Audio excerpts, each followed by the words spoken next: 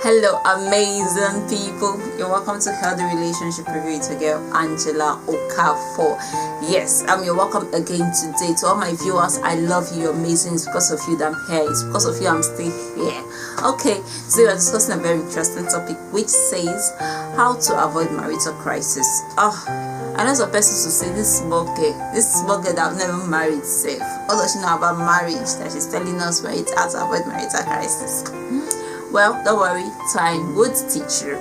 Yes, time will teach you. Okay, let's dive into the topic. So we are discussing how to avoid marital crisis. The word of God in the book of Amos chapter 3 verse 3 says, "Can't two work together except they agree?" And the answer is, it's not possible. It's only when they agree that's when they can work together. I was talking to a married woman some days back, and she was kind of complaining that most of the things that she used to do as a single lady, that the husband no longer allows her to do them. And I'm like, did he actually see you doing those things? Did you people talk about it? She said yes. So they talked about it, and he said he was okay with it. That it was on their wedding night that the man changed it for her and told her, no, that this thing is not going to work. And I was like, are you serious? She said, that what would she do? That would she pack her bag and start going to her father's house?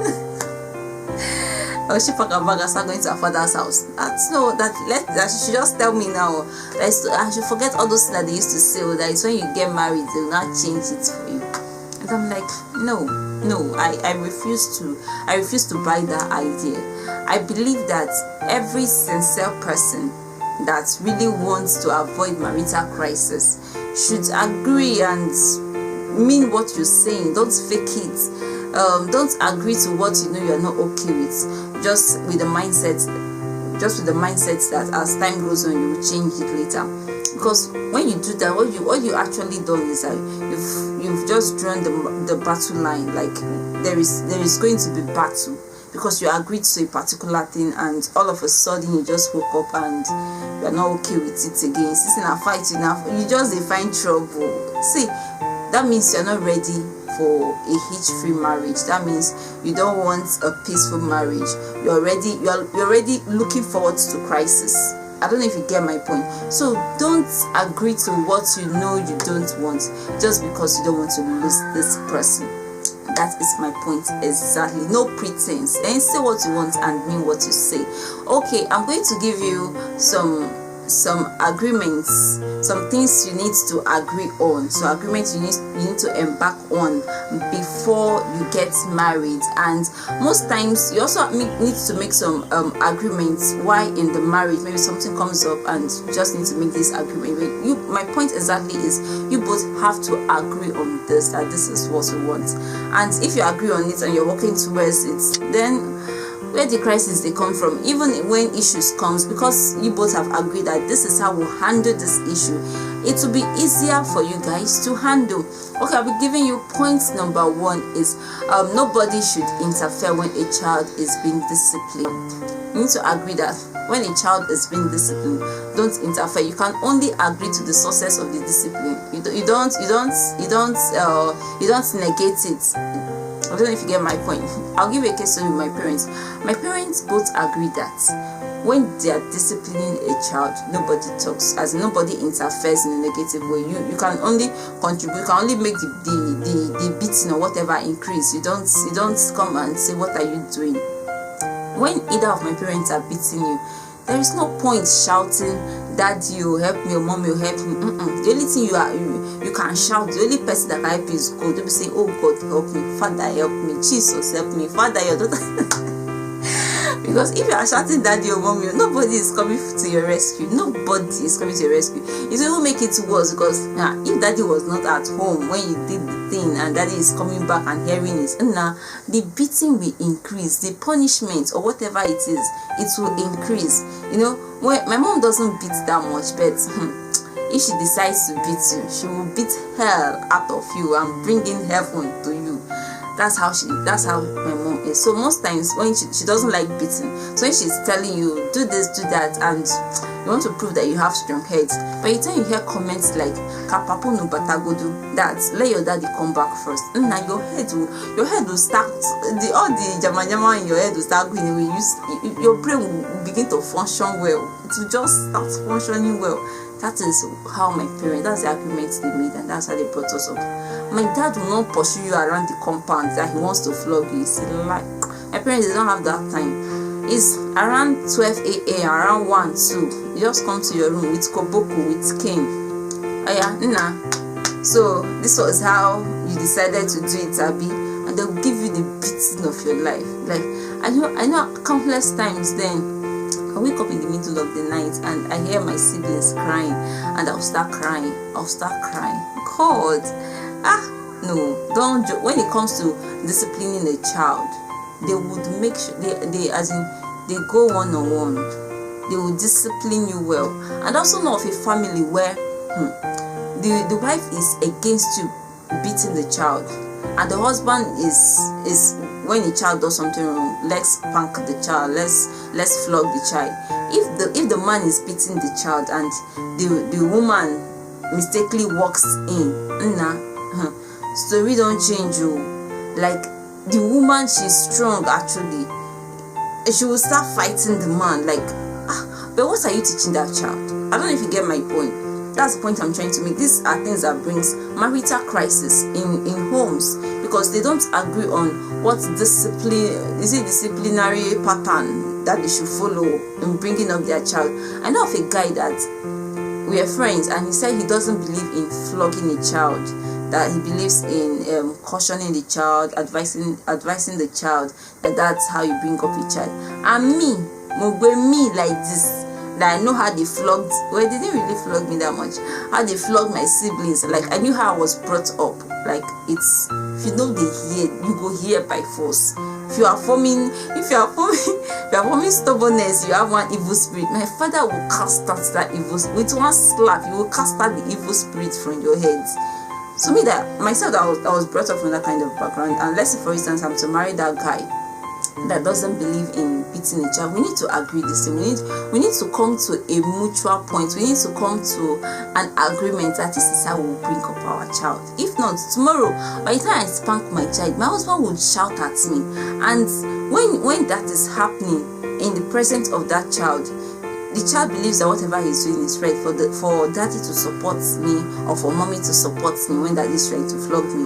And we end up giving this child a wrong mentality, a wrong picture, and it destroys the child later. I don't know if you get my point. Why would you even, I know most times, even when maybe my dad is overreacting with the flogging or whatever, I know sometimes my mom quickly goes to him and is like, okay, Oni, I know I think you went a little bit too far, you would have done this, or that's in their closet. It's not like I was eavesdropping, but I kind of noticed that sometimes. I don't know if you get my point. So that's an agreement you need to put up with your partner to be. Make those agreements, and please do not agree to what you know you're not okay with. Agree to what you know that, okay, I can stand by this. So that's my point number 1. That's agreement number 1 on how you discipline your child. Do you want interference? Do you want? So that's number 1 on my list. Okay, number 2 on my list. Number 2 agreements you need to make before you get married to avoid marital crisis is you need to take up this responsibility that you are now my responsibility and I am not your responsibility. You can also put it in this one. I look out for you, you look out for me. I don't know if you get my point. I also give a case study with my dad. My dad is this type that whenever my mom travels, or maybe she went to the market, she's not going to come back on time, my dad won't eat anything till the wife comes back. And he will make sure that whatever she will eat is ready. He doesn't like the idea of it when his wife comes back tired, that's when she will now enter into the kitchen and start cooking. No. He will go out of his way to make sure that he prepares something for the wife. If with the children around, he will so mount pressure on you to make sure something is ready before his wife comes back. And he won't eat till that woman comes. And I'm like, what is this? Because what is this? I said, Daddy eats now. He said, no. That how can he be eating when his wife is not back yet? No, that he can't do that. I said, you're here starving yourself. That woman must have eaten, even if it's not a real food, she must have bought one thing or the other and to feel as much. He said yes, that she needs it because she might be walking up and down or doing one thing or the other, that she needs the energy. I say, so you not eat small. So you not eat small, so you have energy to wait for your wife. You say no, even if my mom will come back by 11 p.m. or by 1 a.m. or whenever, that is when he would eat his food. That's when he will bring the food, let himself and the wife eat. They eat together. I don't know if you get my point. He would wait for her till whenever she comes back. That's when he will eat. He's being selfless when it comes to food. He's being 100% selfless when it comes to that. He wouldn't eat, he wouldn't touch anything till his wife comes back. When it comes to dressing, outfits, my dad is first when you turn the class upside down. I hope you understand what I'm trying to say. Okay, now my mom took it upon herself to make sure that the husband looks good. My dad, on a normal, his shirt, if he wears a shirt, 3 extra persons can enter and they will be comfortable, like it will be okay. And those are the kind of clothes my dad likes wearing. His trousers are very bogus, and when we call it parachute, when breeze is blowing like this, the thing will not be doing balloon at the back. That's the kind of dressing my dad. Is it color combination? Don't even go there. So my mom took it upon herself to make sure that she is solely responsible for his dressing. I won't go to the market, buy nice shirts, nice polo, nice t-shirt for my dad like this. By the time he wears it, he come and see now, okay, and he will be like, this thing is too tight, oh. Yeah, body hug. See that this not body hug, it's nice. Okay, you see this other agreement that my mom came up with. It wasn't actually before their marriage, it was in the marriage. So my point exactly is, you can actually make some agreements while in marriage if you want to avoid marital crisis. Yes, you need to come to a conclusion. You need to make those agreements. So she made the agreement by her own self, in order not to be selfish. She wants her husband to look good, even if the man wasn't good at it. She took it upon herself to buy her husband with her own money, to buy her husband fine clothes, make sure that the man is looking good. If you see my dad dressing, looking all sweet, all tantalizing, it's my mom. It is just my mom, and my mom is just like that. Okay, that's number 2 on my list. Okay, number 3 on my list. Number 3 agreements that spouse needs to agree on, that each spouse needs to agree on before they get married, is need to agree on transparency. Yes, this is one thing that causes trouble, causes wahala, causes marital crisis. When you're not transparent with your spouse, you need to agree, okay, there's not going to be password on my phones or on my gadgets, or even if there is passwords on my phones or on my gadgets, you know the password. Transparency, it's when you're trying to hide things, that's when people want to see. When you're trying to hide a particular thing, that's when people's curiosity start coming up, want to see what is she hiding, what is he hiding. That's my point exactly. So you need to agree on it. And please don't agree to what you cannot do. Don't say, hey, you have my password and you have my phone. Then after marriage, you are secrets of the secrets of the secretive. You are finding wahala, you are finding trouble. So if you really know you want to avoid marital crisis, these are things you should check out for. These are things you should check out for. They are very, very important things. Check out on transparency. We need to agree that we are going to be as transparent as possible. You know everything. The Bible says that they were both naked and not ashamed. So what are you covering? Be transparent. Be transparent in your dealings with your spouse. It will build more room for trust. Yes, than when you're hiding things. It will build more room for trust. Please be transparent. Make that agreement with your spouse before you get married. I think that's number 3 on my point. Okay, number 4 on my point is we need to exchange parents. Yes, we need to exchange of parents. I learned this from Pastor K. He said himself and his wife, they agreed that they were going to exchange parents. The wife will be responsible for his parents and he'll be responsible for the wife's parents. So whenever you're buying any gifts for your mother, you know that this other person needs to buy gifts for this other person's mother too. So whenever you're buying gift for mother, you buy two. Whenever you're buying for father, you buy two. And you see, this point helps you to get closer with your mother-in-law or with your father-in-law, because they already love their son, they already love their daughter. It's true that they are getting married too. By the time you exchange parents, by the time you're not the one in charge of, okay, mother-in-law, take this, or they call it mother-in-law now, mother-in-law, father-in-law, take this, and they are my daughter. For me, I don't know if you get it, it tends to build that friendship, it tends to build that connectivity, than it's just the son going to the father, going to the mother to give the father and the mother things. They see it that it's coming, even if they know that two people are older, no matter where it's coming from. So first thing that you carry and go give your mother-in-law, it will build that connection, and it tends to build bonding with your mother-in-law and with your father-in-law. So that's the point exactly. You need to make that agreement with your spouse. I think that's number 4 on my list. Okay, number 5 on my list, which is not actually the last on my list, is how do you run your finances? Do you want a joint account? Are you going to run a joint account, or are you going to or is it going to be a joint accountability? I remember my roommate in school one day asked me, Angela, when you get married, are you going to run a joint account with your husband?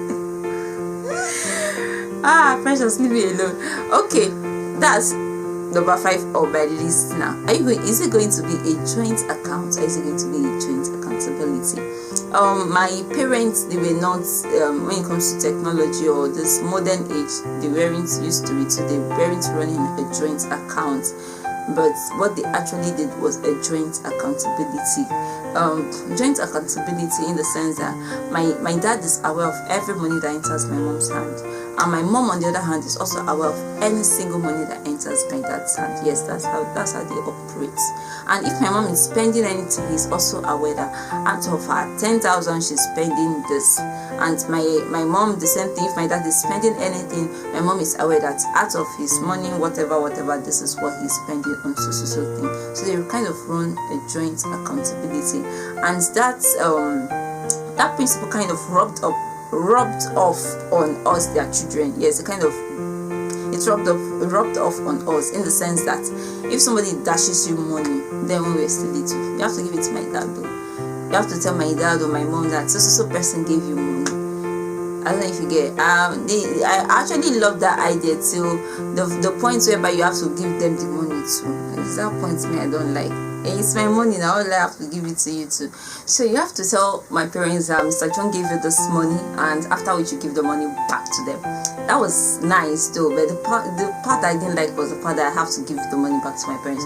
So one time I decided to run a deal with my mom. I said, okay mom, this was going to happen.